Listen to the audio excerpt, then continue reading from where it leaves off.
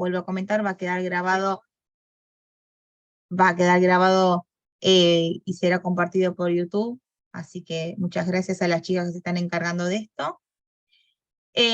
Retomando un poco lo que veníamos hablando desde la primera clase con el doctor Soto, donde él nos explicaba la metodología de cómo atender a un paciente que no solo sea de una forma mecánica, pero sí buscando la manera de interactuar con el paciente, con los problemas de salud que manifiesta, para detectar o determinar, ¿no?, aquellos diagnósticos que va a hacer después al momento de su egreso.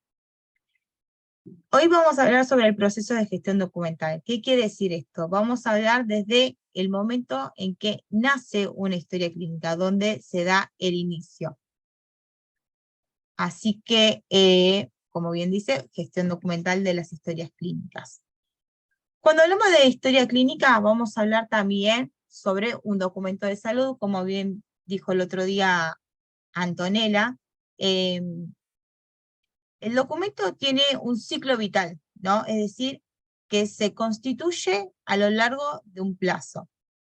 Cuando el paciente va a ingresar para internarse, digamos, en cualquier institución, acude a la parte de admisión del paciente, va a generar su primera etapa, que va a ser la etapa activa, donde el paciente va a tener su internación, por ende también la historia clínica. Una vez que el paciente viene, se atiende, tiene todo su atención, ya sea pase de sala o va a la guardia o vuelve a subir y termina su internación y se le da un egreso, ¿no? Todo eso le vamos a hablar como documento activo, es decir, porque durante ese momento la historia clínica se está gestionando, porque va a tener valores administrativos, tanto fiscales como contables y legales. Una vez que el paciente se va de alta, durante el tiempo que el paciente no asista a la institución, ese documento queda semiactivo. Entonces se toma como una valoración, porque como bien dice la ley 26.529, las historias clínicas deben de conservarse hasta 10 años desde su última actuación registrada. Entonces, en ese lapso todavía ese documento va a seguir siendo valorado con también los valores primarios. Una vez cumplido el plazo de los 10 años, la historia clínica pasa a conservarse. Entonces, ¿qué se va a hacer?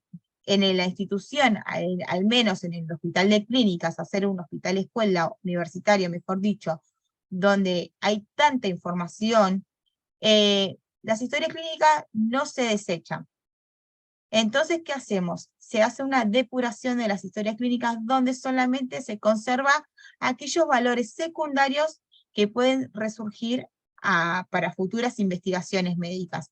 Por ende, solamente se guardan de todos esos documentos que vamos a ver ahora, se van a guardar solamente no más de 2 o 3 documentos para posterior investigaciones, ya sea una epicrisis, una biopsia o algún estudio referido. Hoy en día podemos entablar esta relación con la parte de COVID, por ejemplo, ¿no? Que muchas personas han venido al departamento de archivo médico para que pudieran hacer estas investigaciones. Entonces, cuando hablamos de historia clínica, también hablamos de un concepto. ¿Y qué nos dice la Organización Panamericana de la Salud? Que el servicio de archivo médico y estadística va a tener como finalidad mantener la integridad del conjunto de las historias clínicas médicas pertenecientes al hospital, mediante actividades desarrolladas según criterios especiales de conservación, clasificación y control de la circulación de las historias clínicas y del necesario secreto en lo que respecta a su contenido.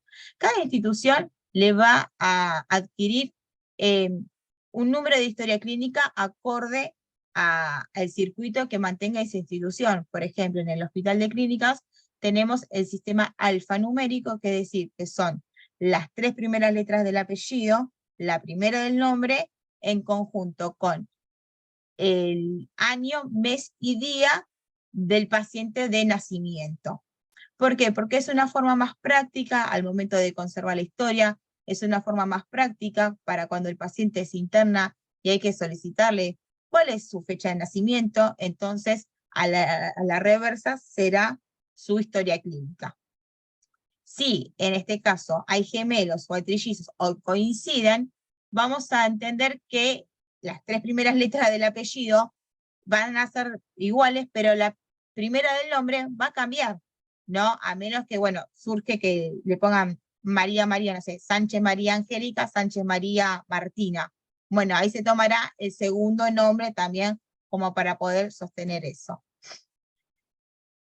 ¿Por qué hablamos también de archivos cuando hablamos de historia clínica? ¿Por qué? Porque tiene una triple función social. Todo lo que ustedes en el futuro escriban sobre una historia clínica va a impactar, ¿sí? Va a impactar a nivel social, porque el día de mañana son fuentes de investigación. Va a producir una memoria institucional y sobre todo una garantía de derecho.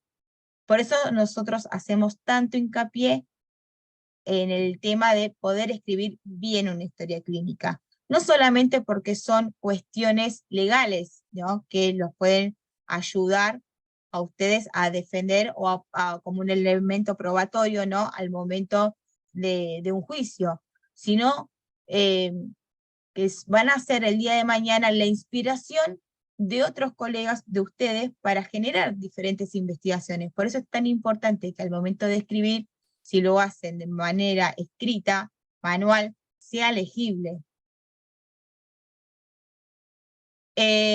Más o menos concluyendo con esta primera parte, ahora vamos a hablar sobre el Departamento de Revisión y Codificación. No sé si, Clau, estás por ahí. Claudia es la jefa, como habíamos anticipado, del Departamento de Revisión y Codificación del Hospital de Clínicas. Ella hoy nos va a comentar mínimamente cuáles son las funciones de este departamento para que puedan ustedes hablar. Bueno, Clau. sí, hola, ¿qué tal? Buenas tardes, soy Claudia Strum. Ya Cecilia me presentó, soy la jefa del Departamento de Revisión y Codificación. Y un poco la idea es, al comentarles cómo funciona el Departamento de Revisión y Codificación, que forma parte de la Dirección de Estadística y Archivos Médicos e Internaciones del Hospital de Clínicas, es para incursionarlos en cómo se compone la historia clínica y lo importante que resulta escribir bien la historia clínica con claridad y de manera clara, digamos. Sí. La siguiente.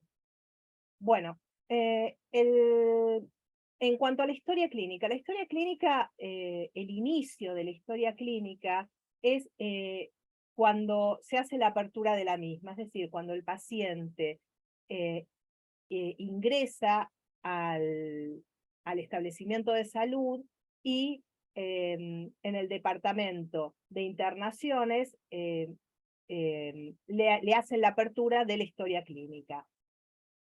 Para nosotros ahí inicia la historia clínica. Esta historia clínica, una vez que el paciente sube al servicio de internación, hace el mismo recorrido que hace el paciente en los pases que pueda llegar a tener en los diferentes servicios de internación.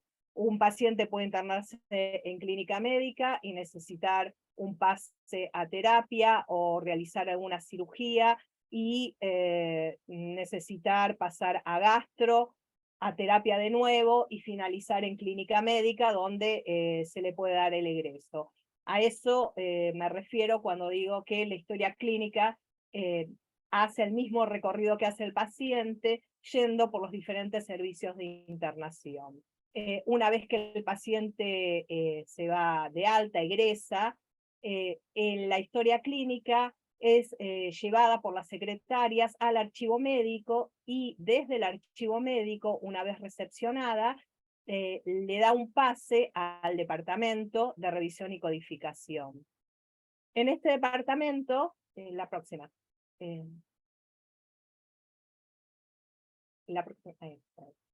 Este departamento tiene diferentes funciones. No les voy a describir todas las funciones, sino aquellas que a ustedes les va a interesar y les es de utilidad. Nosotros hacemos una evaluación técnica de las historias clínicas y esta evaluación técnica se compone de un análisis cuantitativo y cualitativo. El análisis cuantitativo va a tener que ver con, una vez que egresa el paciente, compaginar la historia en orden cronológico. Revisamos la historia clínica para que, y lo que tenemos que mirar es que reúna toda la normativa y todas las leyes. La normativa es la normativa que establece cada institución. Y las leyes son las leyes que les habló Antonella la clase pasada, que tienen que ver con las leyes que hacen o enmarcan y encuadran a la historia clínica.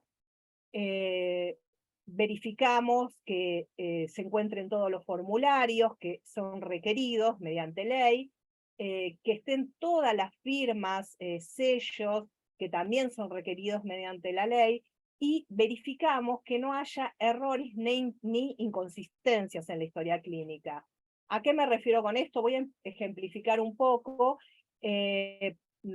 con cuestiones que lo vivimos a diario.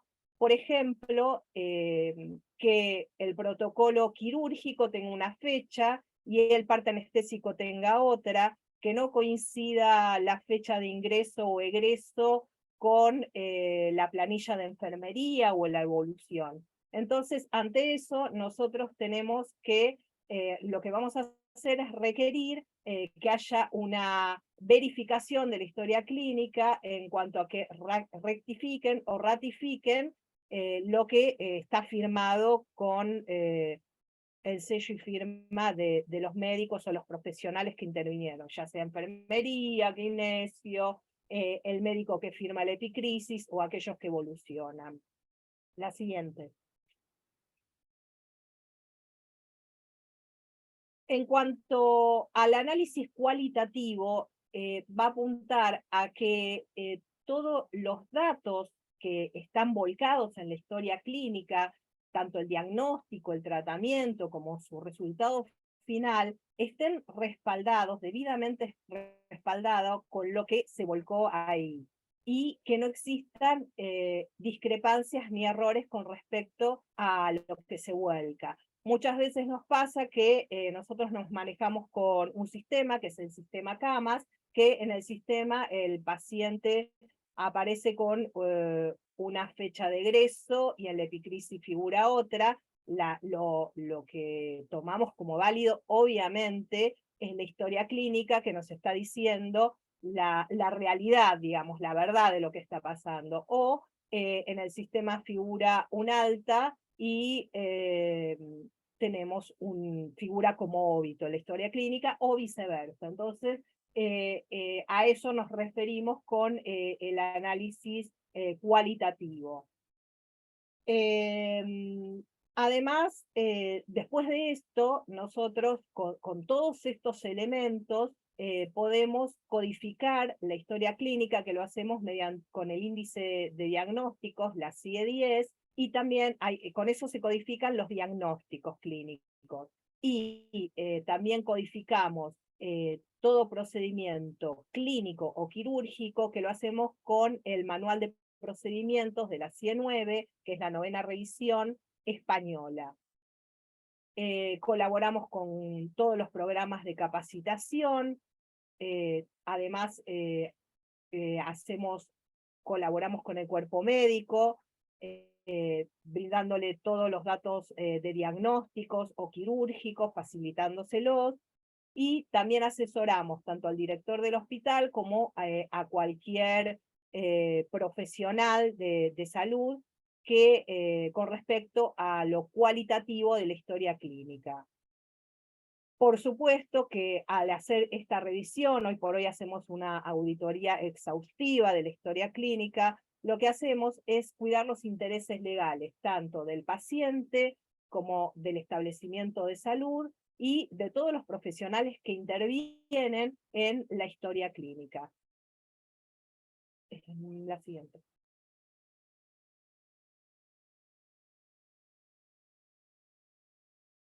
Antiguamente la historia clínica tenía un ordenamiento que era de hecho, hoy por hoy el archivo arma fascículos que son 32 formularios. Esto está establecido por la Organización Panamericana de la Salud, pero cada establecimiento puede tener su propio ordenamiento y establecer cuáles son los principales formularios que deben estar y cuáles pueden no estar. Actualmente los formularios, clínica médica es la que se maneja con estos 32, este cuerpo, que son 32 formularios.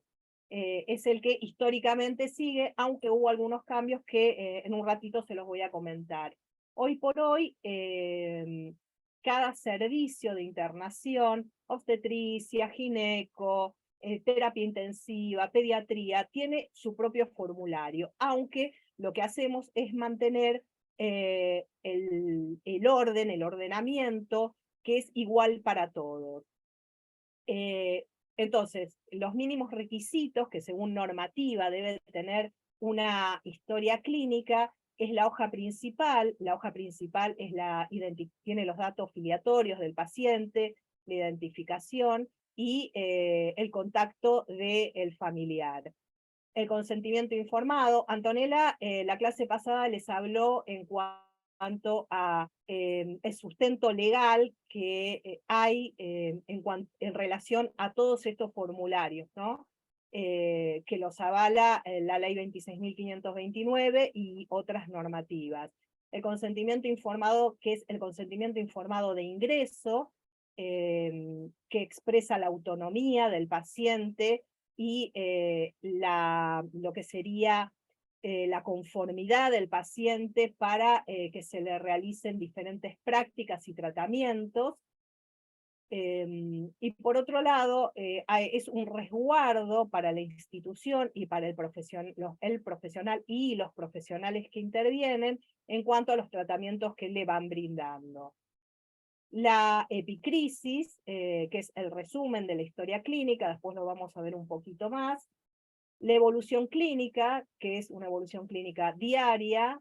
La interconsulta, es decir, todos los profesionales que tienen que ir a observar o atender al paciente, kinesiología, salud mental, nefrología, infectología, todos los profesionales que además de el servicio tratante intervienen en la internación del paciente.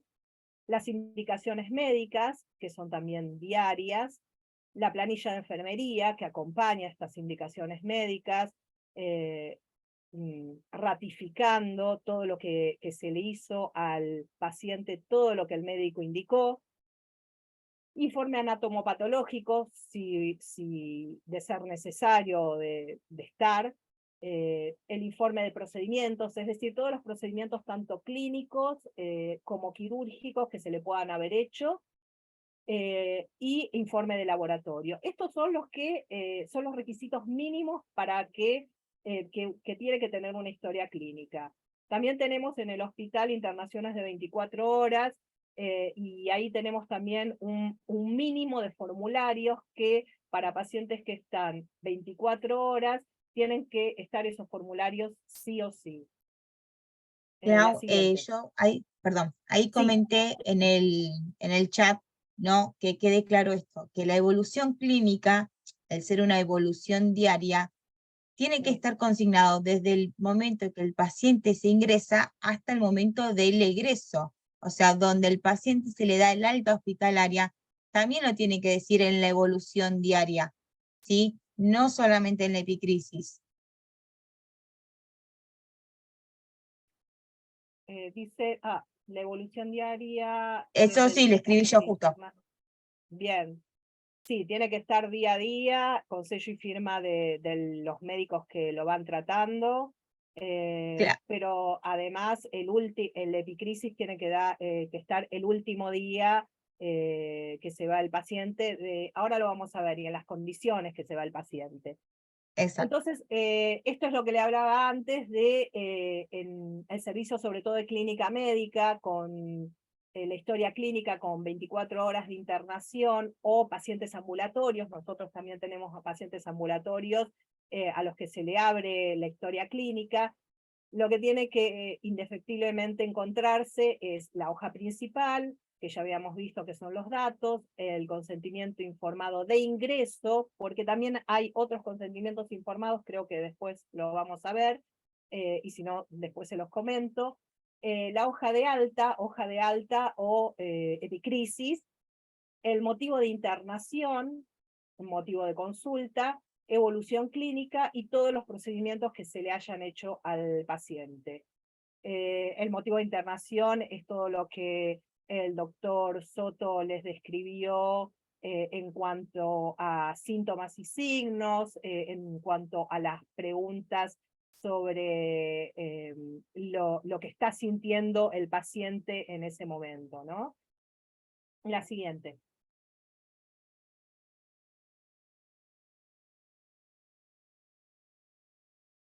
En cuanto a las historias clínicas quirúrgicas, a lo que veníamos hablando, la historia clínica mayor se le decía antiguamente a estos 32 formularios que forman parte del cuerpo de la historia clínica.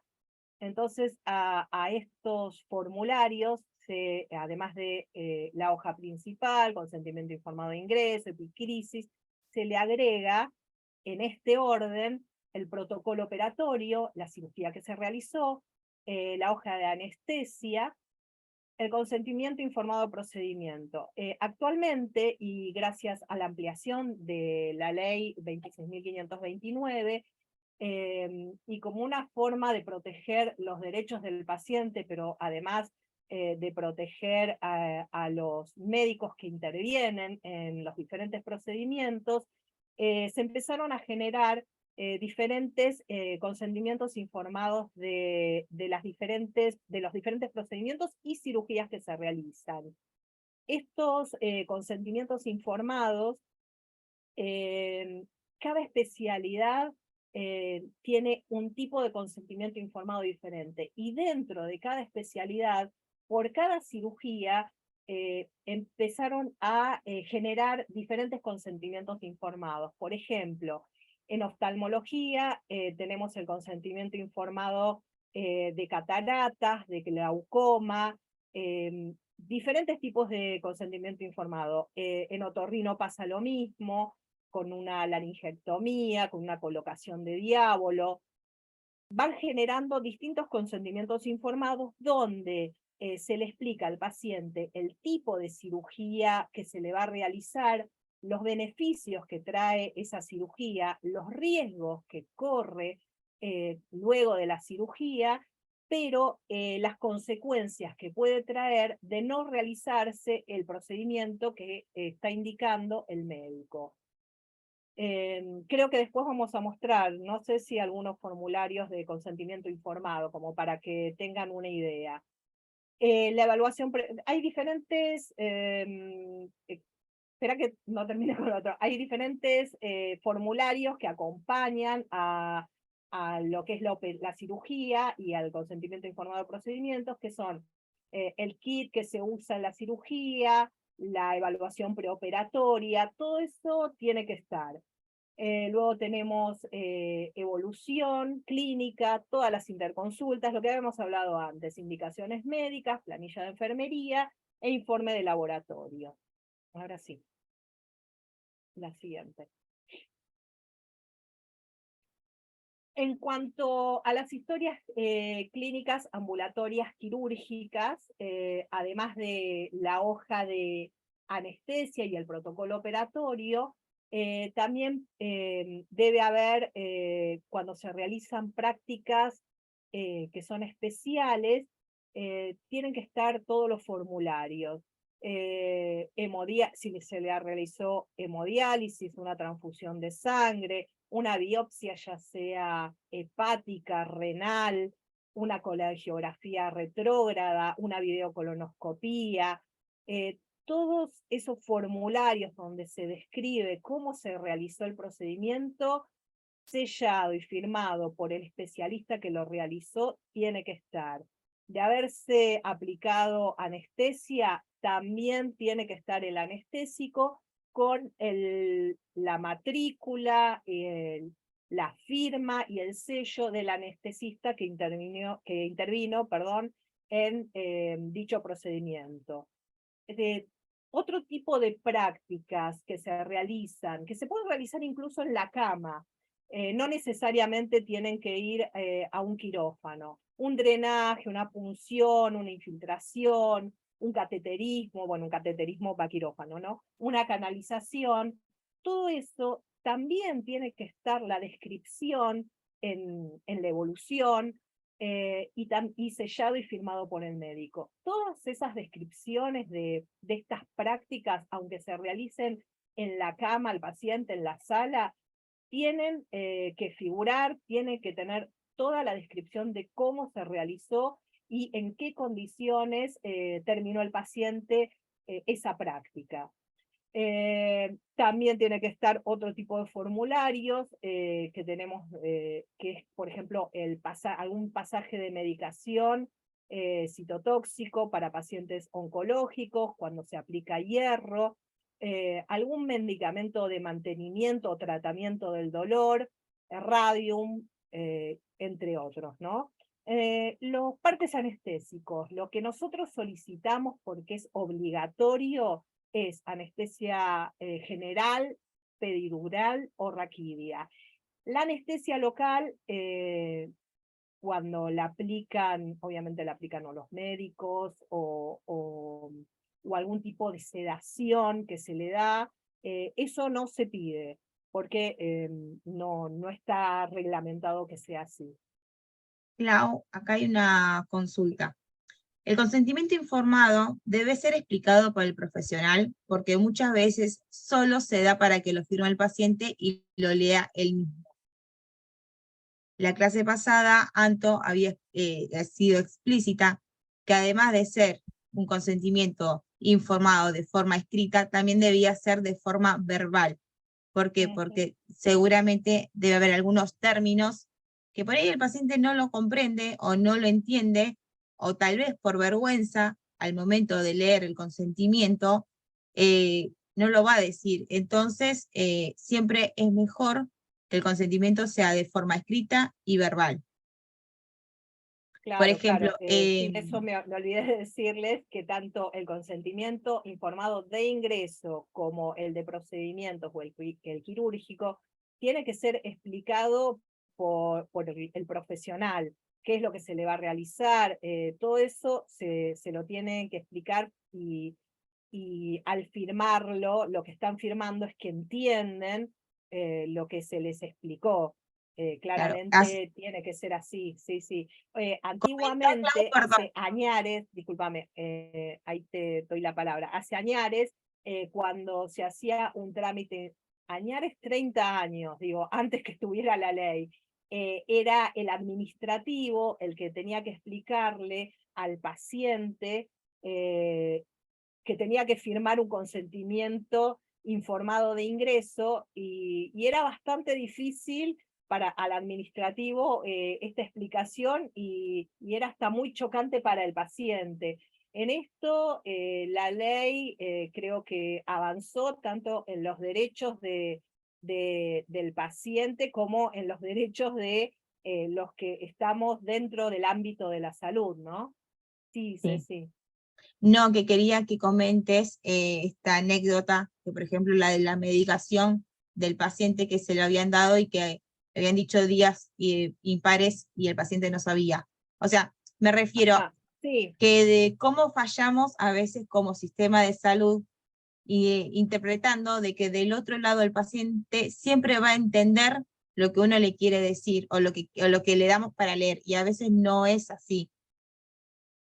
Sí, tal cual. Bueno, con Cecilia tuvimos la oportunidad de asistir a un congreso de salud y una de las anécdotas que se contaba era una paciente que le habían dado toda una batería de remedios y y dos profesionales que salían del sanatorio, iban hacia otro lugar, detectaron que era una paciente que tenía una bolsa de remedios y que estaba muy compungida.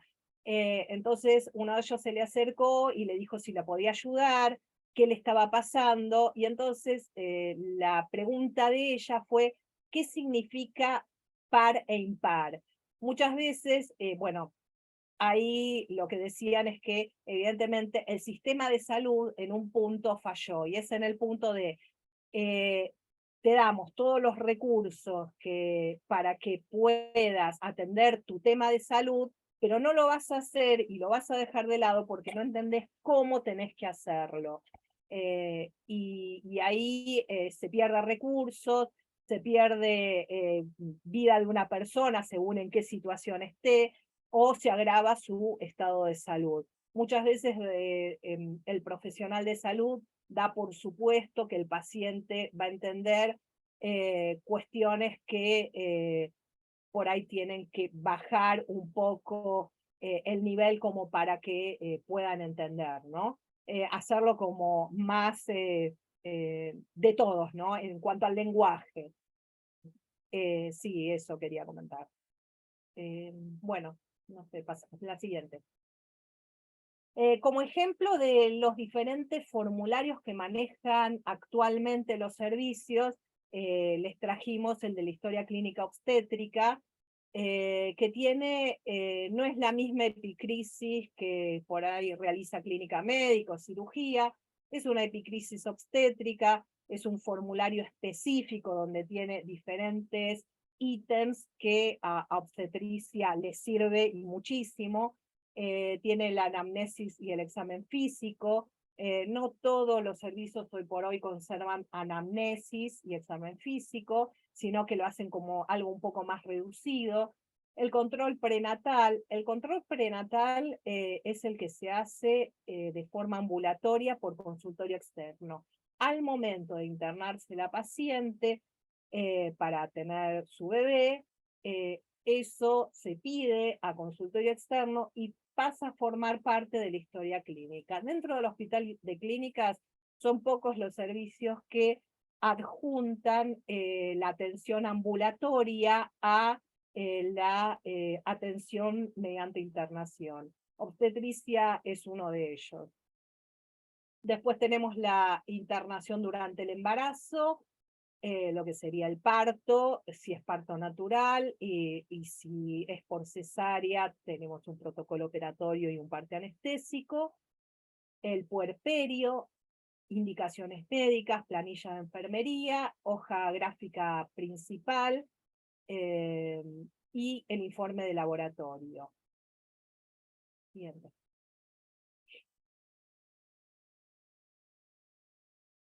Bueno, ahora algo que es muy importante y que uno dice, bueno, cae de maduro que estas cosas tienen que estar, y sin embargo son las cosas con las que lidiamos a diario cuando auditamos la historia clínica. En cada formulario, cada uno debe tener nombre y apellido, porque tenemos que saber claramente que le corresponde a ese paciente, con el número de historia clínica, y en cada indicación, cada evolución, tiene que tener firma y sello del médico tratante, médico interviniente, siempre tiene que estar eso. La epicrisis, que ya dijimos que era el resumen de la historia clínica, debe contener el diagnóstico, que es diagnóstico presuntivo de ingreso. Para nosotros es muy importante porque lo que codificamos es el diagnóstico de egreso, nunca el de ingreso. Entonces tenemos el diagnóstico presuntivo de ingreso, el diagnóstico de egreso, los diagnósticos secundarios y los subsecuentes. Todos los antecedentes del paciente, el motivo de consulta, obviamente, comorbilidades, que son 2 o más enfermedades que puede llegar a tener al mismo tiempo el paciente, las intercurrencias tienen que ver con aquella enfermedad que sobreviene durante la internación cuando se está tratando una enfermedad, por ejemplo, cualquier diagnóstico, cualquier enfermedad por la que haya sido internado el paciente, o incluso, no sé, lo internaron por una cirugía de cadera.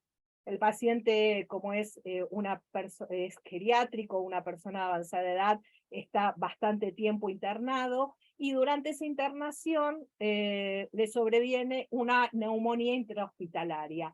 Esto sería una intercurrencia. Eso tiene que estar, o cualquier intercurrencia que haya ocurrido durante la internación del paciente. El procedimiento principal, cualquier complicación que haya sobrevenido, que haya pasado durante la internación del paciente, los demás procedimientos que se le realizaron al paciente, y todo esto tiene que estar con los resultados, incluso los análisis de sangre, todo esto tiene que estar con sus resultados. Y por último, las pautas de egreso. ¿En qué condiciones se fue de egreso? Alta, defunción, contraindicación médica o traslado. El listado de medicamentos conciliados, la dieta, si hay un turno de control mediante el área ambulatoria, algún signo de alarma con el que se va de alta o egresa el paciente, el tratamiento que tiene que seguir y cualquier tipo de actividad que puede realizar o no. Siguiente.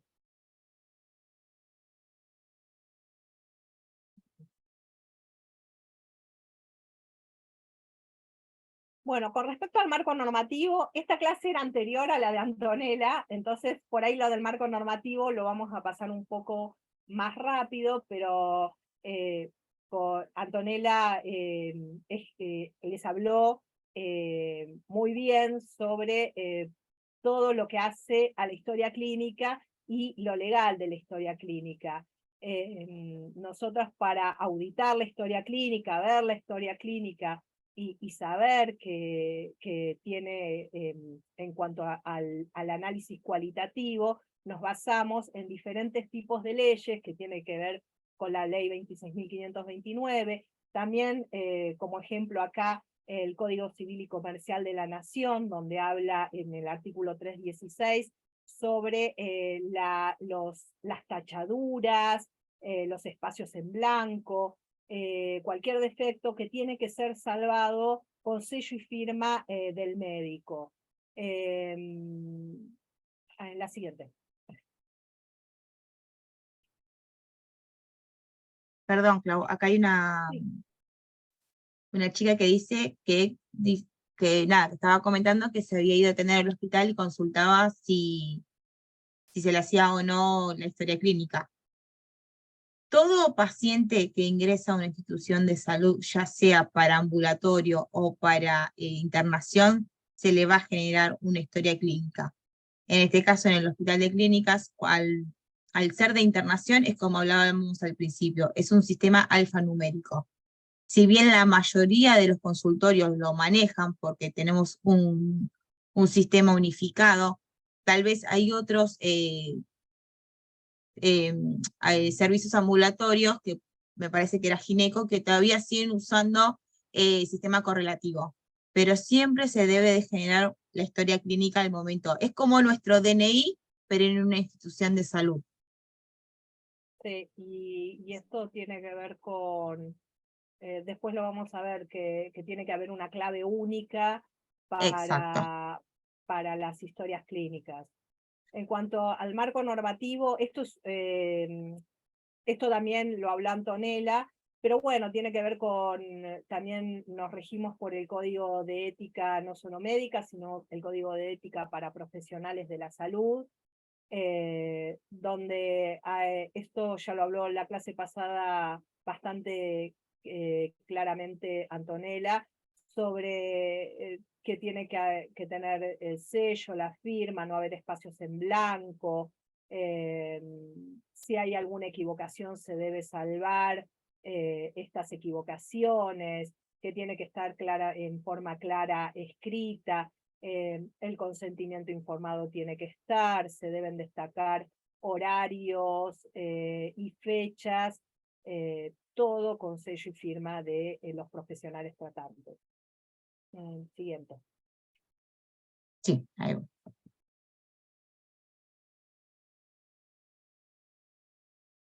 Bueno, y ahora los voy a introducir un poco en lo que es la CIE-10, la Clasificación Internacional de Enfermedades. Mediante esto, esto es muy interesante porque ¿de qué les sirve a ustedes como profesionales de la salud? Para investigar, para investigaciones de enfermedades, para hacer cualquier tipo de trabajo de investigación. La CIE-10 nosotros les había comentado que codificamos el diagnóstico de egreso. Lo que codificamos es el diagnóstico principal de egreso, pero también llegamos a codificar los secundarios hasta 10 códigos más secundarios, además de las cirugías, ¿no? Entonces la CIE-10 es una clasificación internacional de enfermedades y que va a permitir el registro que sea en forma sistemática para poder hacer un análisis, una interpretación y una comparación tanto de datos de mortalidad como de morbilidad que se recolectan en diferentes países y en diferentes épocas. Se codificar morbilidad significa convertir una palabra, un término diagnóstico, en un término alfanumérico. ¿Por qué es esto? ¿Por qué se decidió? La Organización Mundial de la Salud es quien lo hace, junto con la Organización Panamericana, donde se reúne un grupo de profesionales, de científicos, idearon esto porque se dieron cuenta lo importante que era comparación e investigación, en principio de mortalidad y luego de morbilidad, pero se dieron cuenta que los países escriben y hablan diferentes idiomas, entonces se hacía bastante difícil esta comparación. Y lo que idearon es un sistema por convención, convencional, y lo más práctico era este sistema alfanumérico en los que todos los países, todos a nivel internacional, pudieran comparar la misma enfermedad. Entonces, el sistema convencional es el que se utiliza en la CIE-10, y aunque actualmente, desde el año pasado, está en vigencia en diferentes partes del mundo la CIE-11, en nuestro país todavía se sigue utilizando la CIE-10. Ya les dije que lo elabora la Organización Mundial de la Salud, junto con la Organización Panamericana de la Salud, y que haya una 11ª revisión quiere decir que hay 11 clasificaciones anteriores. Cada 10 años se reúne este comité donde van haciendo actualizaciones y modificaciones que tienen que ver ni más ni menos que con la aparición de nuevas enfermedades o con la modificación de otras.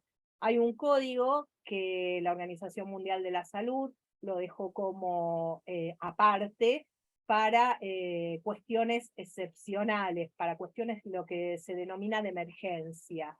Esto pudo hacer que durante la pandemia se empezara a utilizar el código U07.1, el código U, la letra U.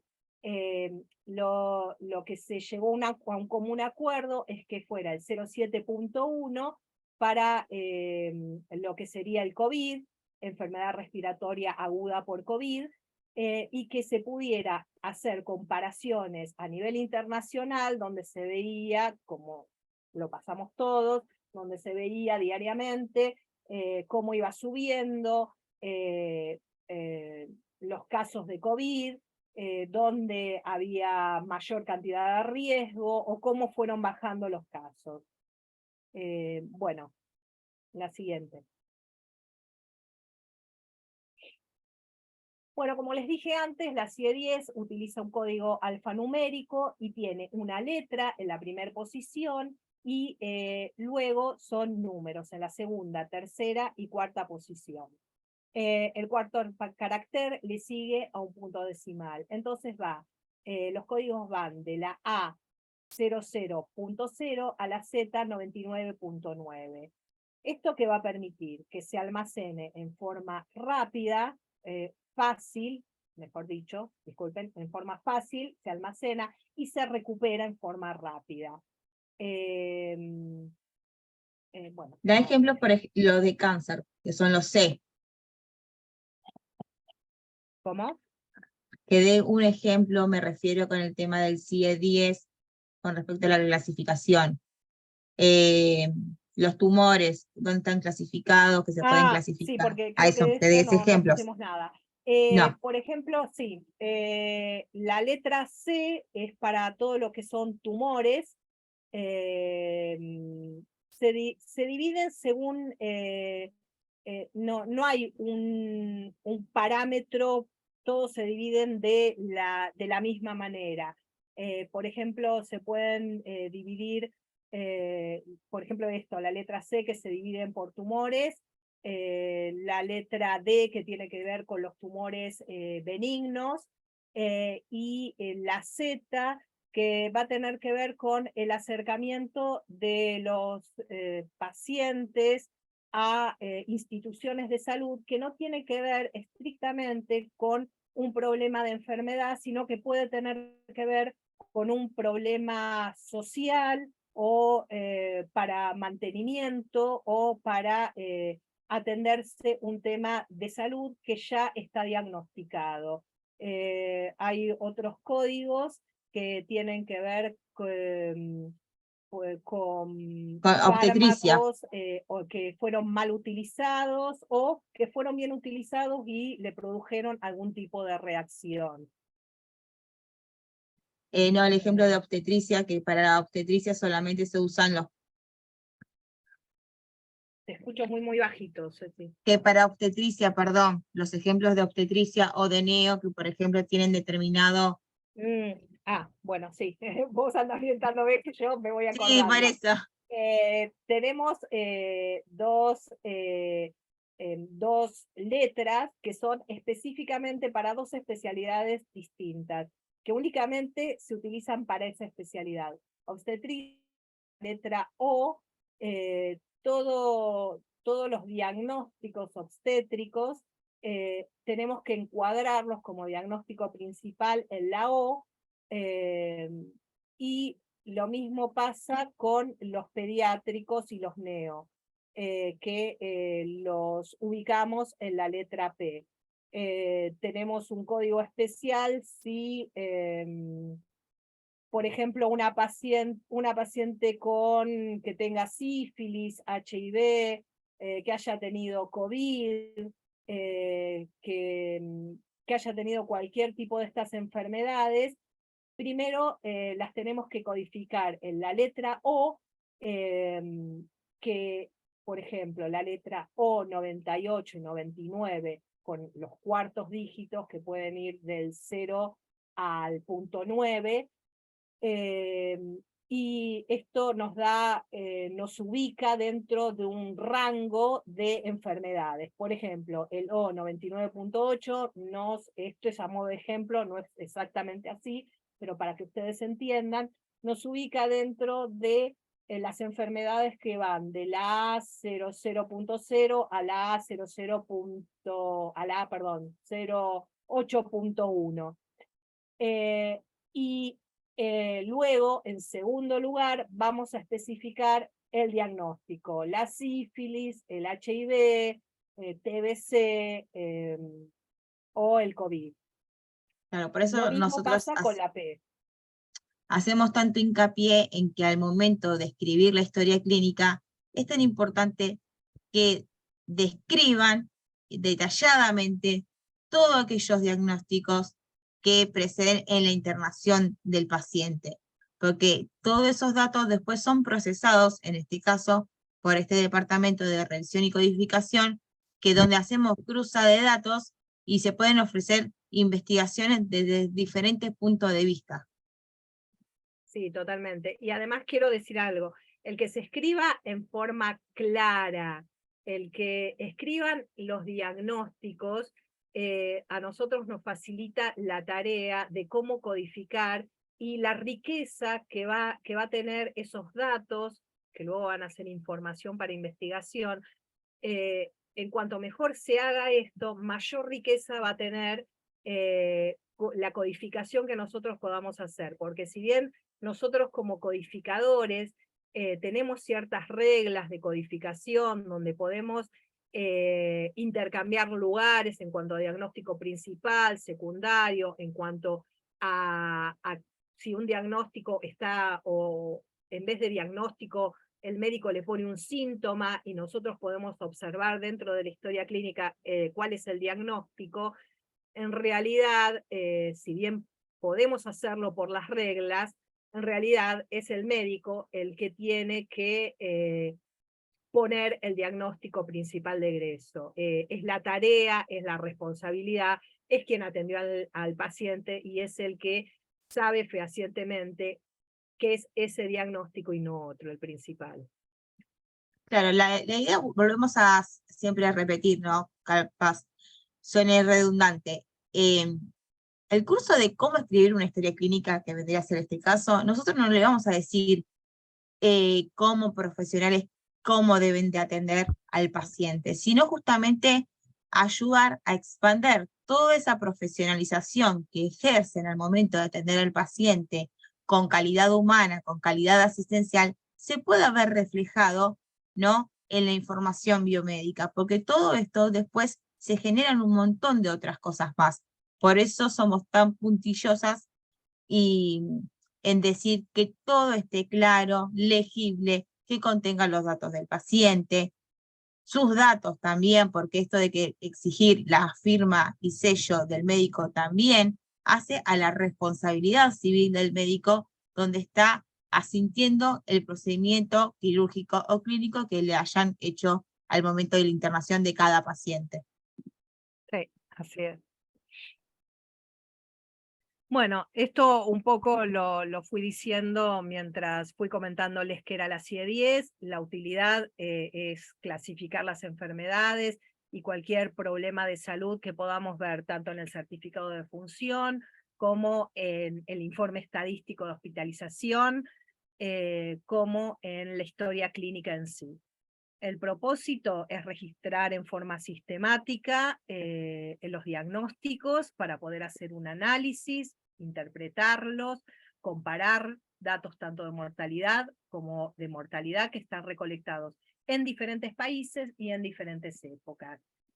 La conversión y transformación de términos diagnósticos en código alfanumérico en la codificación permite justamente los que les venía diciendo antes, que se pueda almacenar de manera fácil y recuperar de manera rápida para cualquier estudio epidemiológico o para la administración en salud. Bueno, ahora vamos a ver los principios a los que debe sujetarse la historia clínica. Estos principios van a tener que ver con el principio de integridad. La historia clínica está conformada por todos los formularios de los cuales venimos hablando. Este es el principio de integridad, que es el consentimiento informado, las hojas de indicaciones médicas, enfermería, evolución, todo de lo que venimos hablando. El principio de unicidad, la historia clínica es única, es lo que les decía Cecilia al principio, tiene una clave uniforme con la cual se identifica el paciente, y en el hospital es el año, mes y día, con las 3 primeras letras de el apellido y la primer inicial del nombre. El principio de inviolabilidad, la historia clínica es inviolable, somos nosotros, el establecimiento, nosotros, todos los que estamos dentro del establecimiento de salud, el archivo médico, es guarda y custodia de la historia clínica, y depositario de la misma.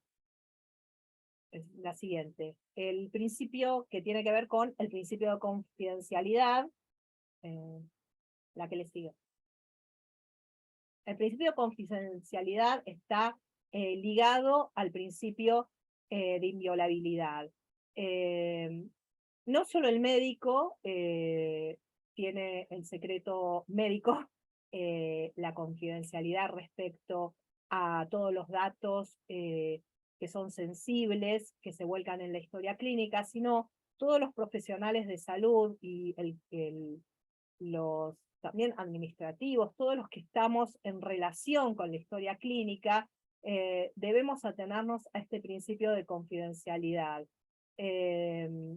No se puede divulgar lo que está en la historia clínica y solo aquellas personas que están autorizadas pueden acceder a la historia clínica y los profesionales de salud solo aquellos que, atentos a la ley, la requieran para lo que sea investigación y docencia.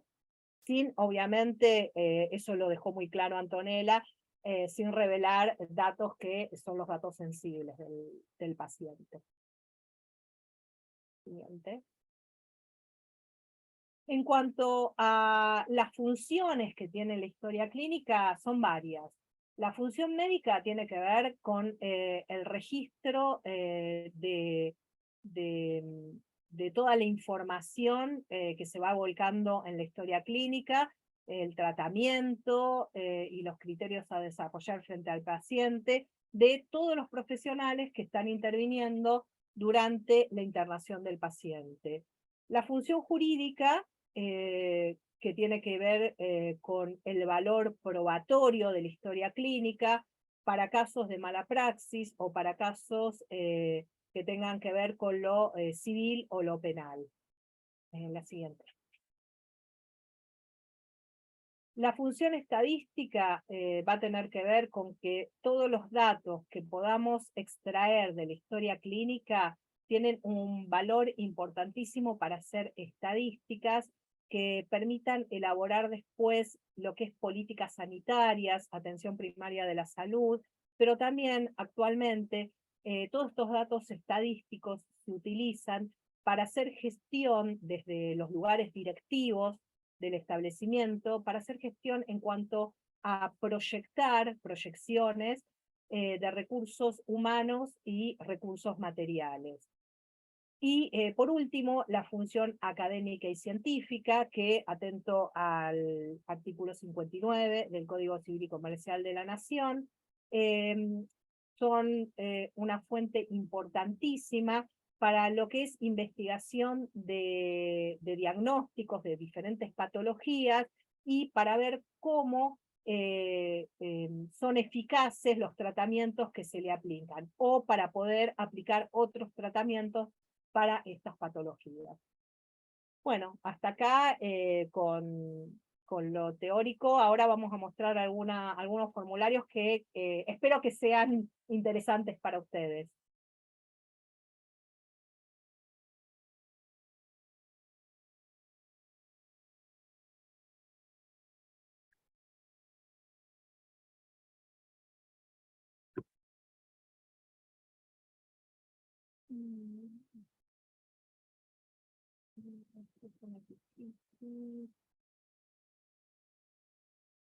A ver si se puede ver un poco mejor para que puedan ver. Hoy por hoy las epicrisis, este es un formulario actual que se utiliza actualmente en clínica médica. Antes las epicrisis eran diferentes. Ya les digo, el cuerpo de la historia clínica tenía 32 formularios. Acá podemos ver el motivo de ingreso, que es en realidad es un síntoma la disnea. No está el diagnóstico presuntivo de ingreso, pero bueno, se le pregunta, al paciente se le pregunta sobre sus signos y síntomas, ¿no?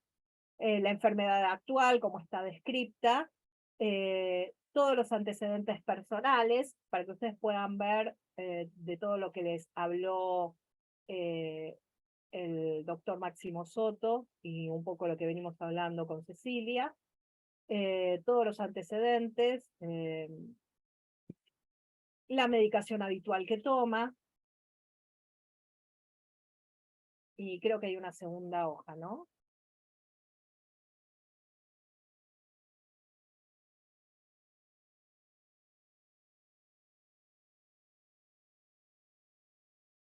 Ahí está. Laboratorio, ¿se acuerdan que les dije que tiene que estar todo lo que es estudios y laboratorio con todos los parámetros? Y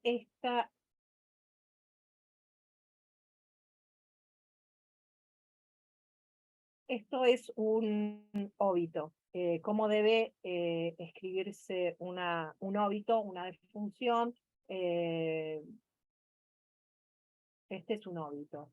Sí, lo que yo quería Causa de muerte, recalcar, acá perdón, Clau. claramente nos falta el diagnóstico principal, porque para nosotros no es un diagnóstico de egreso una insuficiencia respiratoria aguda, porque todos nos morimos porque nos falta el aire, todos morimos porque se para el corazón. Claro. Entonces, a nosotros se nos hace difícil ahí, en este punto es donde se nos hace difícil poner el diagnóstico principal de egreso. Y ahí es donde tenemos que ahondar más sobre la historia clínica e investigar a fondo con la evolución, con las intercurrencias, con las indicaciones médicas, con enfermería, con todo lo que compone la historia clínica para poder determinar el diagnóstico de egreso. Lo que No yo sé quería si querés decir recalcar, algo, perdón, Ceci. ¿me escuchás?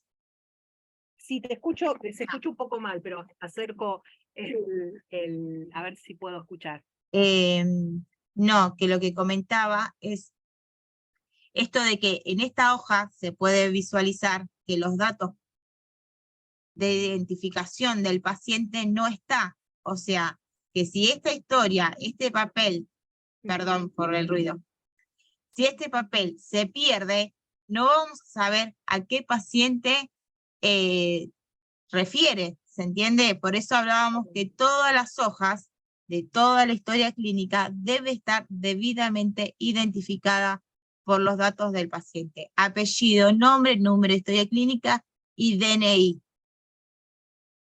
Tal cual, sí. Sí, sí, sí. Esta es otra epicrisis. Bueno, acá Hermosa. cuando el doctor Máximo Soto decía escribir con claridad, la ley dice que la historia clínica tiene que ser clara. Es complicadísimo entender esta historia clínica. Nosotros para poder codificarla, un profesional de la salud bueno, es un óbito, pero un profesional de la salud para poder investigar, es muy complicada como está escrita, la letra es muy complicada. Sí. No, no sé si alguno de acá más o menos digan la verdad. ¿Se entiende lo que se escribió? Sean honestos consigo mismos. ¿Se lee algo? ¿Se puede interpretar? Ahora seguimos con la siguiente. Si vamos a escribir de forma escrita, por lo menos que sea legible. Y si no, podemos acudir a las tecnologías y lo hacemos en computadora. Claro. Tal cual. Nosotros a lo que vamos con esto es, nuevamente, pensar en el colega que va a venir posterior a nosotros cuando el paciente se vaya de alta y tenga que volver a asistir. La historia clínica anterior no era legible para nada. Se entiende que los residentes, con los horarios que llevan, con las cursadas, con los viajes de ida y vuelta desde la casa, llevan mucho tiempo y llegan muy cansados. De eso somos conscientes también, pero también hay que entender que, como decíamos, la responsabilidad de escribir la historia clínica le compete al médico, ¿sí? No le compete a la secretaria, porque es responsabilidad del médico escribir la historia clínica de su paciente. Sí. Acá, epicrisis de óbito, ¿no, Clau?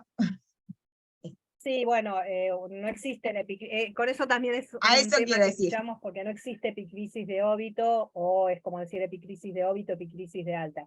La epicrisis es una epicrisis y el paciente egresa por óbito, por alta, y puede ingresar porque decide egresar, perdón, porque decide hacerlo, y entonces sería contraindicación médica. De todas maneras, también, y cuando escriben un certificado de médico de función, nunca van a poner en primer lugar insuficiencia respiratoria aguda, seguramente lo van a poner en un último lugar, porque en realidad el paciente, en todo caso, falleció por la infección por el nuevo coronavirus. Pero bueno, es algo que se viene arrastrando de largo. La Organización Mundial de la Salud y la Organización Panamericana de la Salud dan indicaciones y lineamientos de cómo se tendría que escribir, por ejemplo, el certificado de función. Hay un curso muy breve de cómo se escribe el certificado de función, que es muy interesante para los médicos y se hace en 2 horitas. Pero de la misma forma en que hay una manera de escribir el certificado médico de función con el diagnóstico principal de defunción y los subsecuentes, que tiene que ver con la hora en que murió y cómo se fue agravando y qué enfermedades fueron las agravantes para que llegara a esa situación. Hay una forma de escribir el diagnóstico de egreso que tiene que coincidir con el certificado médico de función. Bueno, acá tenemos, ¿es consentimiento informado esto? Ah, no, el consentimiento para transfusión. ¿Se acuerdan que les dije que había diferentes consentimientos que tenían que ver con procedimientos, incluso para anestesia? Este es de transfusión de sangre, un consentimiento informado. Les vamos mostrando como para que tengan una idea de qué tipo de consentimientos actualmente se manejan, ¿no?, en el área de la salud. Este es un consentimiento informado para un bypass coronario, es el que utiliza unidad coronaria actualmente. En este caso está todo, tiene firma del médico, tenía firma del paciente, del documento y la aclaración. Después vamos a ver ejemplos en los cuales esas cosas no se cumplen. Esta es una epicrisis de Esta es una traumatología. epicrisis mal escrita. Porque tiene un diagnóstico que en realidad es el diagnóstico presuntivo de ingreso. Muchas veces no se le hace la cirugía que, con la cual, para la cual ingresa el paciente. Acá que en esta epicrisis queda con el diagnóstico y con el plan que tienen, porque una cosa es el plan que tienen, y luego al abrir al paciente, al estar en medio de la cirugía, no solo traumatología, sino, no sé, gastroenterología, no sé, ginecología, la especialidad que fuera, lo abren y ven que hay otras cosas que tienen que hacer, o esa cirugía tiene que derivar en otra. Y eso tiene que estar explicado en la epicrisis. Una cosa es el plan y otra cosa es la cirugía que se realizó exactamente o específicamente. Este es otro consentimiento informado, ¿no? Sí, pero no tenía ningún dato del paciente identificado. Claro, bueno, no tiene ¿ves? ningún dato del paciente. Acá estamos Ni en el siquiera del horno, médico, porque no tiene para el ningún procedimiento dato del quirúrgico. paciente, no tiene firma, ni el paciente no está autorizando nada. No. O sea, firmó algo, pero Hay ¿qué un firmó? testigo que firmó, pero el paciente no. Claro. Uy, perdón.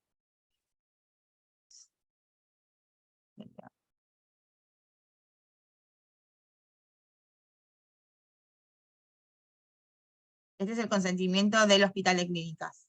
Este es el consentimiento informado de ingreso. ¿Se acuerdan que dije que había consentimiento informado de ingreso al hospital? Y después están los consentimientos informados que tienen que ver con la ampliación de la ley, que ahora seguramente que alguno vamos a ver tenemos alguno que es de oftalmología, ¿no? Sí, Este es el que firman al ingreso del hospital. Pero al bueno, ahí hospital. claramente, ahora con esto le vamos a mostrar un trabajo de investigación que hicimos con Claudia, donde tampoco está la firma y sello del médico, que es lo que es tan importante y lo que la ley establece, ¿no? Este apareció así en la Este es el de historia COVID. clínica, o sea, sí, Este consentimiento informado se utilizó durante los 2 años de la pandemia, durante el tiempo de COVID. claro, o Se sea, que esté firmaba este este documento consentimiento. sin firmar y sin sellar, es como que esté el documento en blanco, o sea, no tiene ningún tipo de valor, al contrario, es como que tampoco se lo dieron al paciente, o Claro, sea, hay una falla de una responsabilidad de la institución, del médico, digamos, pero no para cubrirse ustedes mismos, como decimos siempre. El Departamento de Revisión y Codificación lo que busca es cuidar de la matrícula de ustedes, ¿no?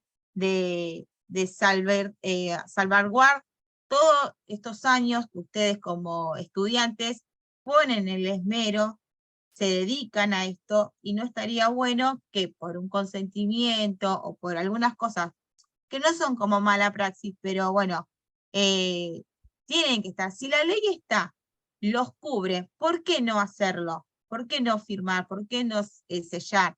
¿Por qué no informar al paciente? claro. Este de vascular. Este es de vascular. Yo les había comentado que cada servicio genera fue generando su propio consentimiento informado. Bueno, esto pertenece a cirugía vascular. En el Hospital de Clínicas está la dirección de cirugía que aúna a los diferentes departamentos: vascular, tórax, plástica, gastroenterología, y cada uno va generando sus propios formularios. Anestesia. Este es de anestesia y preoperatorio. Este es el Sí. consentimiento informado para las anestesias, donde se explica todo lo que yo les comentaba, ¿no? Los riesgos, consecuencias que puede traer la anestesia.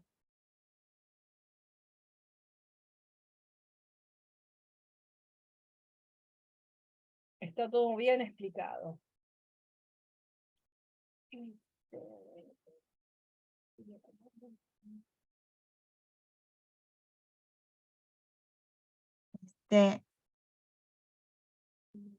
Bueno, acá el consentimiento también habla justamente, ¿no? Cada consentimiento habla, ¿no? Que dice que tratándose además de ser un hospital universitario, se autoriza la divulgación de los datos científicos del tratamiento, no solamente para poner en contexto al paciente las pro y contra de aquellas cuestiones quirúrgicas o clínicas, también avala a la institución y al paciente a seguir generando conocimiento, a seguir generando investigaciones a través de todos los datos e intervenciones que correspondan, ¿no? Sí. Este es el del gobierno de la ciudad.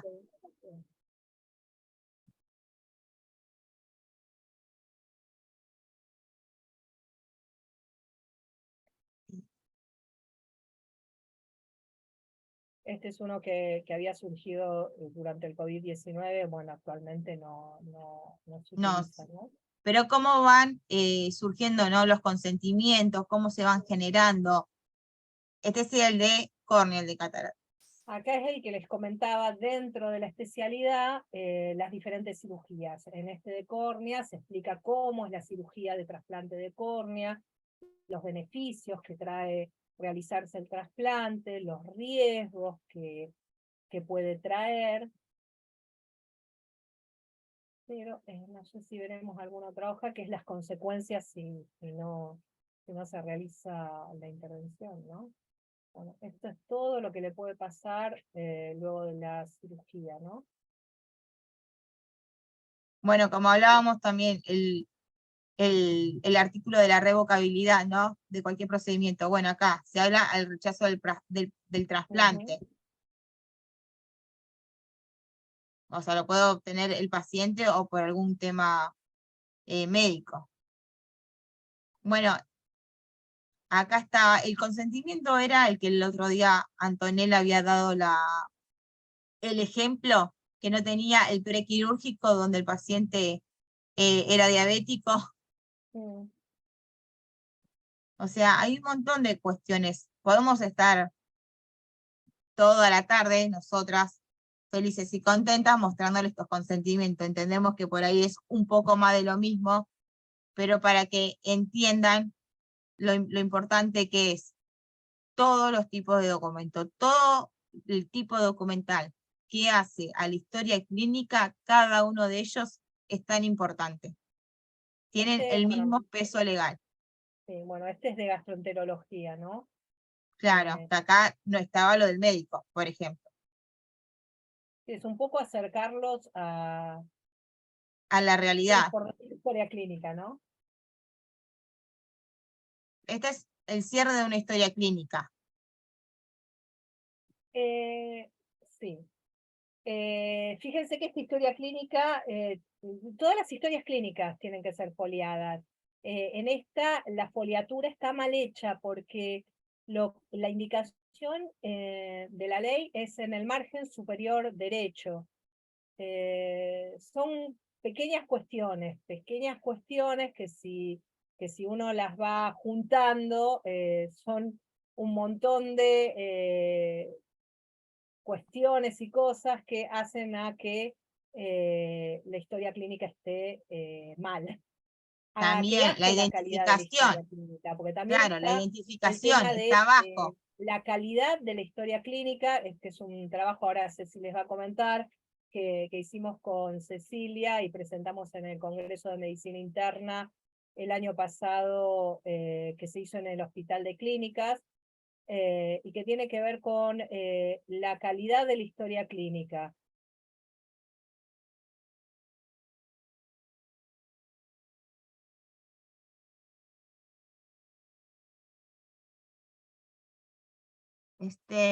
También el de cataratas que estuvimos viendo, que es el mismo. Para miren, para una exploración, ginecología, mastoidectomía, ¿no? Sí. para decir la No, mastectomía. perdón, No, para lo del otorrino. sí, de otorrino, mastoidectomía. Volvemos a repetir, para cada procedimiento quirúrgico clínico, hoy en día existe un consentimiento informado. Así es. Acá la autorización del consentimiento, todo el consentimiento acá dice también sobre la fotografía, sobre grabar el video o lo que sea, es lo que va a avalar al profesional de salud a seguir generando.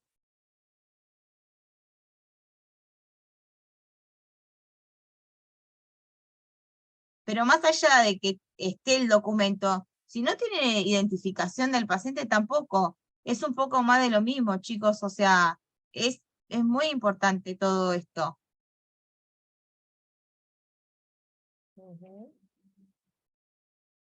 Este es el trasplante, me parece que ya.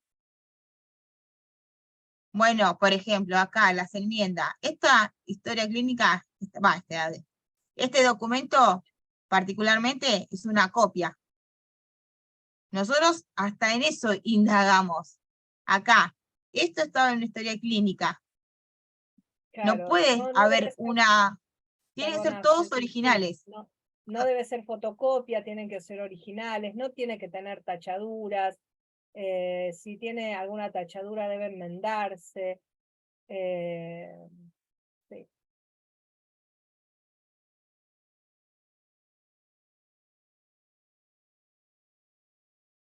esta epicrisis que tenemos que... Nosotros sabemos que es una epicrisis, pero no tenemos por qué suponer que es una epicrisis. Tiene que estar rotulada como epicrisis y no puede estar en el medio de una evolución. Todo eso baja la calidad de la historia clínica, baja el nivel probatorio de la historia clínica.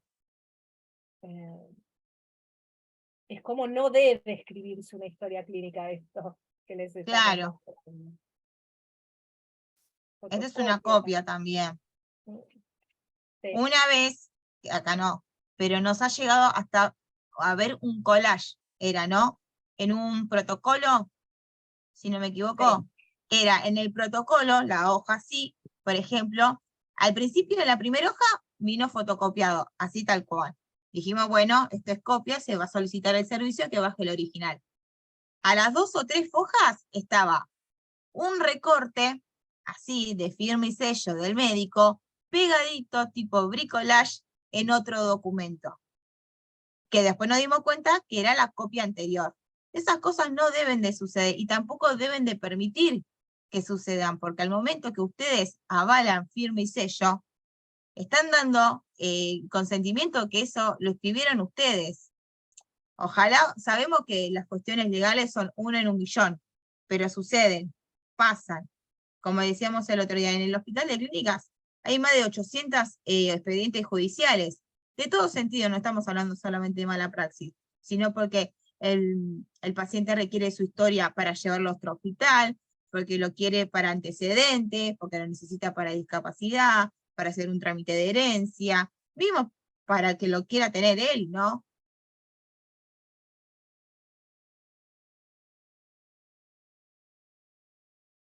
Bueno, esto tiene que ver más con algo administrativo, que es sacar todo, que no estén bien adjuntos las órdenes y todo. Bueno, Y de esto, ¿qué opinan de esto? Me gustaría pequeños comentarios. ¿Qué consideran de esto?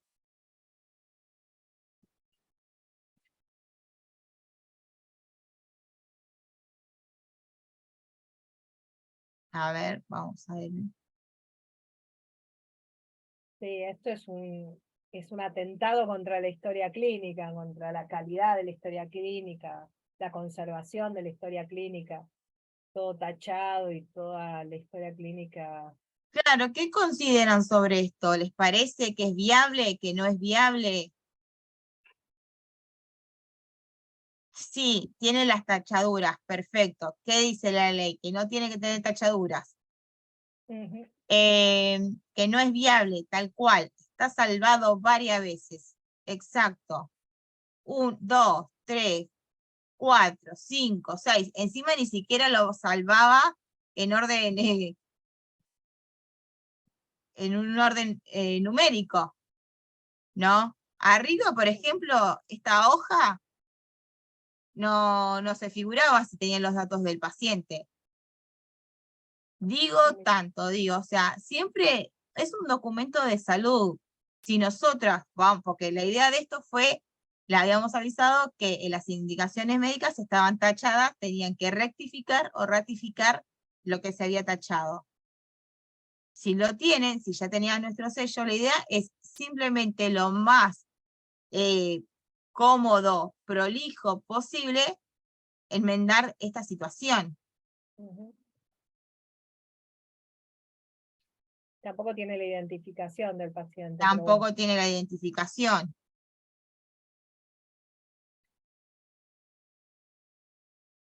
Esta es una epicrisis de terapia. Este de terapia, bueno, tiene mal terapia folia las historias Eso clínicas, pero el foliado está mal hecho. No tiene, si no me equivoco, no tiene egreso del paciente, ¿verdad?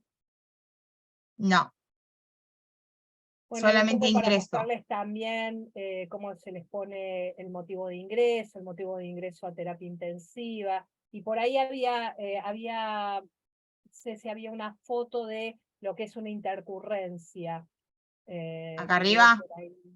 Sí, no, una que es solo Ahí me una fijo. foto chiquita. Esta no, bueno, esa es como se Este ve está un la... poquito más prolijo, ¿no? El digo, pero bueno, No, bueno, sí, está más prolijo y salvan la historia clínica, ¿no? Eh, lo me parece que que tacharon. Debe estar, a ver si debe estar por ahí. no, esa fue la última. Esa fue la última, qué Sí. lástima. Bueno, ahora yo les voy a ver si les puedo, voy a dejar de compartir y voy a salir y voy a mandar desde otro lado para que podamos ver lo del...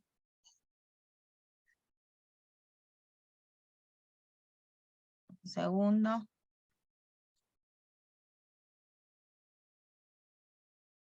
No sé si alguien tiene alguna duda. Hoy prácticamente sería como la última clase. Nosotras ya tratando de no andar tanto, porque para hacerlo más simplificado,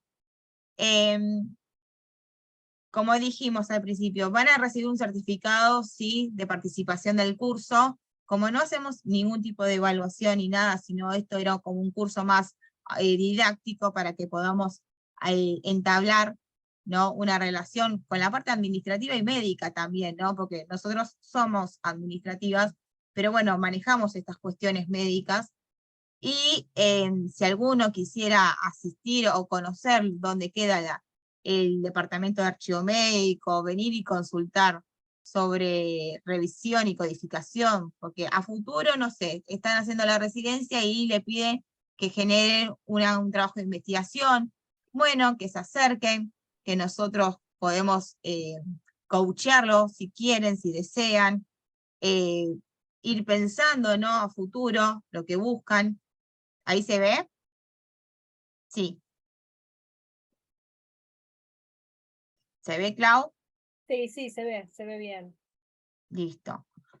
Ese es el trabajo de investigación que ahí Ceci les va a comentar, que es el que lo hicimos en Lo conjunto hicimos con desde la el profesor Dirección de Burbot y el Estadística. profesor Damián Sopati.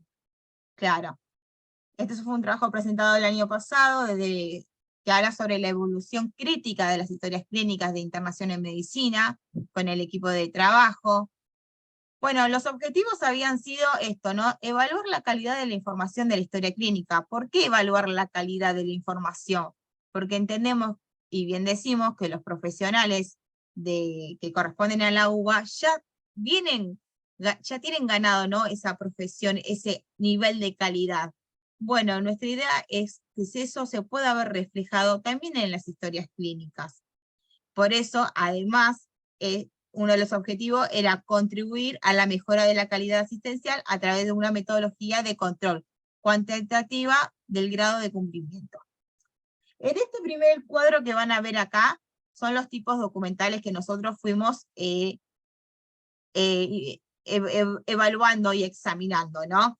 Que decíamos, bueno, la hoja principal, que es la hoja de identificación, si estaba o no está.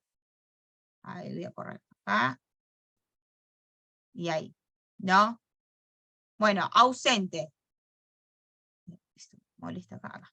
Ausente de la hoja principal había un 65%, donde la hoja de identificación del paciente vendría a ser como el documento. Estaba presente solo un 37%. Del consentimiento informado, un 95% estaba ausente, o sea, no contaban con el consentimiento informado. Lo tan importante que es, lo que venimos a decir, que es lo que nos avala al profesional de la salud ante cualquier tipo de problema judicial que pueda tener. Bueno, de ese 5 solamente estaba un 5%. La cervicrisis, había un 92% presente, ¿no?, contra 1,8 me parece, que es ausente. Y la evolución, ausente había un 8% contra el 92% que estaba presente. Ahora, de ese consentimiento informado, ¿qué es lo que nosotras habíamos analizado? Eran si estaban o no esos datos, porque lo que nosotros apuntamos es, no solo porque esté presente, significa que esté completo. Entonces, de esas presencias que había, que era solo un 5,3%, la gran mayoría le faltaban algunos datos, ya sea el dato personal del paciente, el DNI, la firma y aclaración del paciente, la fecha de emisión del consentimiento y la firma y aclaración del responsable o tutor.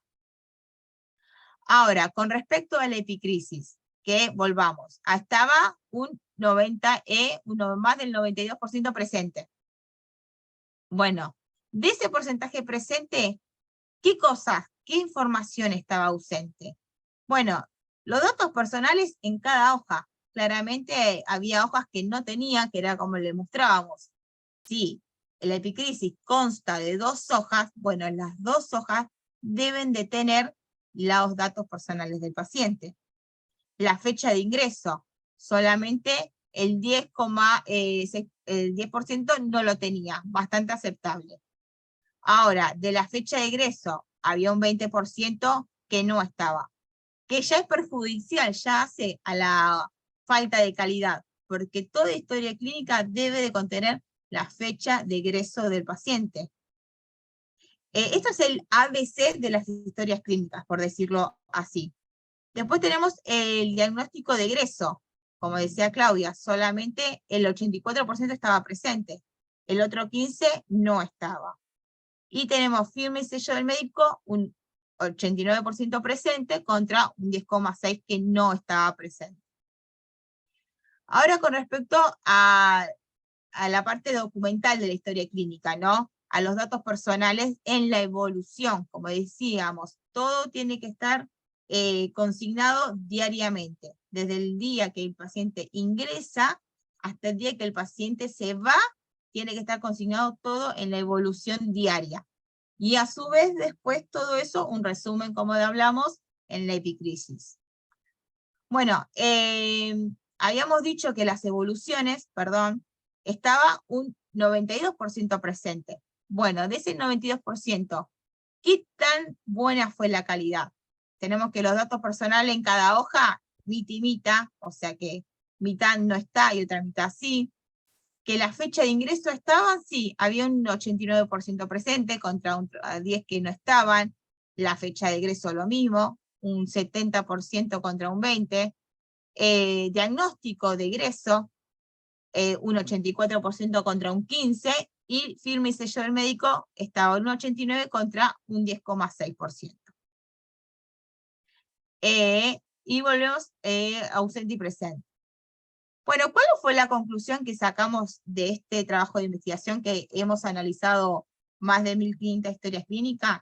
Que existe un alto grado de cumplimentación en la epicrisis y en las evoluciones clínicas, con una ausencia significativa en la hoja principal y consentimiento informado de ingreso. Las evoluciones clínicas muestran un alto índice de fallas en el registro de datos esenciales. Esos datos esenciales, bien lo dice la ley 26.529, donde están, ¿no?, esos derechos esenciales también del paciente, como los datos personales. Y la calidad de la historia clínica parece estar comprometida y podría repercutir en el desempeño de las distintas áreas del hospital. Como información biomédica, habíamos dicho que la historia clínica tiene función jurídica, de calidad asistencial, de docencia e investigación, administrativa. Es por ello que, bueno, todos debemos de trabajar en un conjunto de áreas asistenciales y técnicos administrativas para asegurar el cumplimiento de las normas establecidas para el correcto diligenciamiento y adecuado manejo de las historias clínicas. Clau, no sé si querés comentar algo más. No, básicamente comentaste todo, que bueno, que en los formularios no porque estén presentes quiere decir que estén completos, ¿no? Y eso baja la calidad de la historia clínica, que es a lo que apuntamos. Bueno, la clase es hasta acá. No sé si alguien tiene alguna consulta, si quiere preguntar algo. Sabemos que el curso lo hemos hecho bastante sencillo, dinámico y básico, pero porque no sabíamos cuál iba a ser la cantidad de gente que se quería sumar. tuvimos alrededor de 1.500 personas que se habían inscritos. No sabíamos cómo íbamos a abordar con todo eso, nos quedamos con muchísimo menos, pero bueno, lo importante es esto, ¿no? Que podamos todo apuntar hacia el mismo lado, ir sobre una buena y una historia clínica de excelencia, ¿no? Así como la profesión, bueno, que la calidad de información sea lo mismo, porque después esos trabajos de investigaciones son el futuro para que otros colegas puedan gestionar lo mismo, incentivar a esto, ¿no?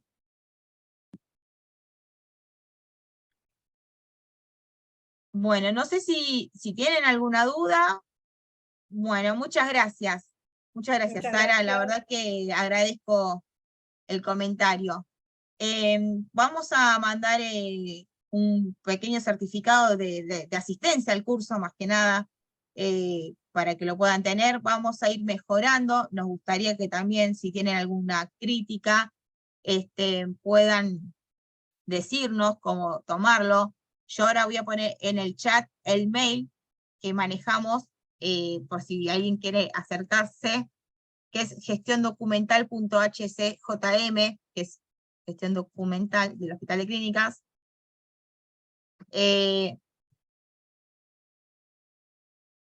Para que cualquier consulta, si se quieren acercarnos, nosotros nos encontramos de lunes a viernes en el entrepiso. Volvemos a repetir, Claudia, jefa del Departamento de Revisión y Codificación, mi nombre es Cecilia, así que por nuestra parte, muchas gracias por su tiempo. Perdón si les pareció poco, pero bueno, buscábamos unificar criterios. Las clases están subidas, los Power los voy a pasar, sí estuve pasando los otros dos, los mandé por mail. Vuelvo a reiterar, si hubo que no les llegó mail, por favor envíenme ahí, porque a veces me di cuenta que o le faltaba la L, o le faltaba la M, o el punto. Entonces me rebotó un montón de mails y claramente no me iba a poder estar fijando uno por cada cosa. Pero bueno, nada, muchísimas gracias. Esta es la primera vez que manejamos un curso con el doctor Soto para hacer un trabajo interdisciplinario, que es en realidad lo que es el reflejo de la historia clínica, ¿no? Es un trabajo interdisciplinario, y poder retomar en el otro cuatrimestre seguiremos tomando. Y si llegamos a hacer algún curso más específico para determinadas residencias que tengan que ver acorde, ¿no?, a lo que están ejerciendo, los estaremos informando o lo vamos a divulgar. Así que ahí estoy recibiendo los mails, ahora me los voy a anotar antes de que me borren. Denme un segundo. Clau, ¿querés hacer un cierre, porfa? Bueno, básicamente lo que vos dijiste, la verdad que un gusto, y esta primera experiencia, la verdad que fue muy linda. Espero que les haya gustado el curso. Cualquier sugerencia de cambio, crítica, a nosotras no nos molesta, por el contrario, nos hace bien porque nos hace crecer. Y bueno, poder modificar en relación a las necesidades de la persona que está del otro lado, de ustedes que están queriendo recibir información y queriendo aprender. Nosotras, como dijo Ceci, estamos de lunes a viernes, de 7 a 14 en Entrepiso, en el Hospital de Clínicas. Y para lo que necesiten, para lo que quieran, podemos asesorarlos. Trabajamos sobre los diagnósticos, el tratamiento. Bueno, para lo que necesiten, estamos ahí con respecto a las historias clínicas, poder ayudarlos para cualquier trabajo de investigación o cualquier trabajo que tengan que hacer. Nada más, muchísimas Bueno, gracias. bueno, no sé si entonces vamos a ir dado por terminado esto. Muchísimas gracias. Nos veremos en algún momento, tal vez en los pasillos, si hacen la residencia en el Hospital de Clínicas. Si ya están ahí, pásenos a visitar. Y nada, les agradecemos. Muchas gracias. Muchas gracias. Adiós. Chao, profesora, gracias. Buen fin Chao, de gracias. todos. Chao, chao. Ahí veníamos.